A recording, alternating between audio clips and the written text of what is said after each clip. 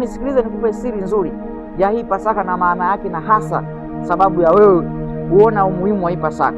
Maandiko yanasema hivi katika Waebrania, sisi je, tutapataje kupona tusipojali wokovu mkuu namna hii? Sasa wokovu ambao tumepewa au majira ambayo tunayo, majira haya ya neema, yanafananishwa na mfano huu ambao unaenda kufa sasa hivi. Kuna watoto wawili, hawa watoto wawili wana eji ambayo inaendana, wote wako darasa la 7. Mmoja anasoma shule ya darasa la 7, shule ya msingi Pongwe, na mwingine anasoma darasa la 7 Rosemini English Primary School. Wale wasiwe sana, wako watoto hawa wawili. Hawa watoto wote wanasoma darasa moja, ila wanasoma shule tofauti. Mmoja anasoma shule ya msingi ya kawaida na mwingine anasoma shule ya English medium.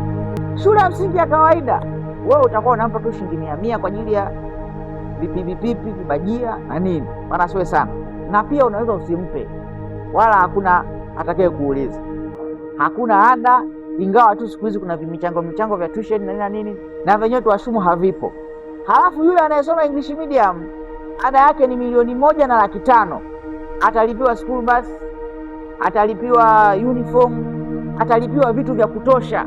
Matokeo yanapotoka darasa la 7, ikiwa utakuta yule mtoto wa shule ya msingi amemzidi yule mtoto wa English medium, alafu usijisikie vibaya, yani utakuwa sio mwanadamu.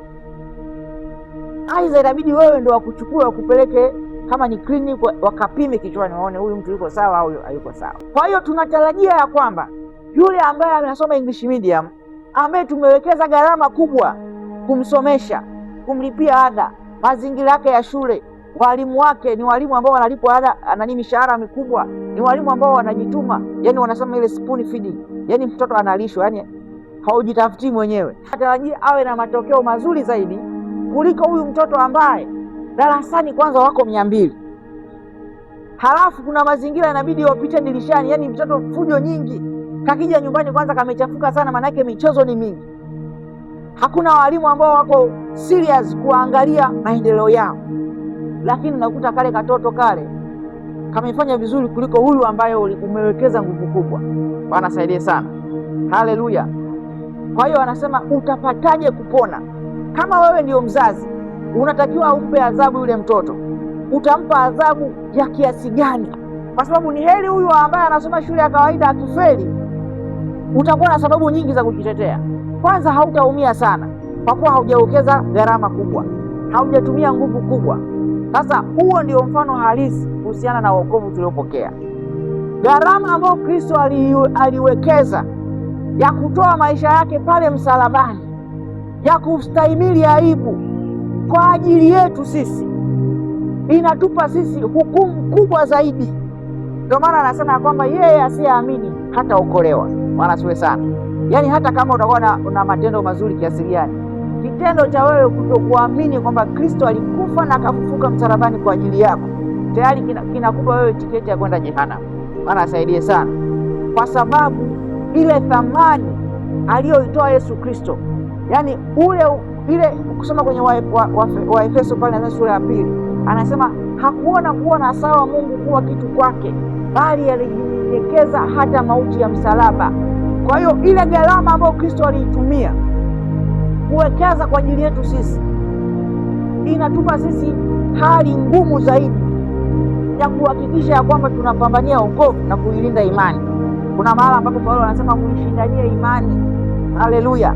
Maana yake ni nini? Yaani ile imani tuliyoipokea lazima tuhakikishe tunaishindania, lazima tuhakikishe tunafika kule kwenye lengo ambalo Kristo alikusudia, kwa sababu hakika na kuhakikishia kwamba hukumu ambayo tutapewa sisi itakuwa ni kubwa zaidi, kwa sababu tulipata neema, tulipata upendeleo, tulipata uwezesho.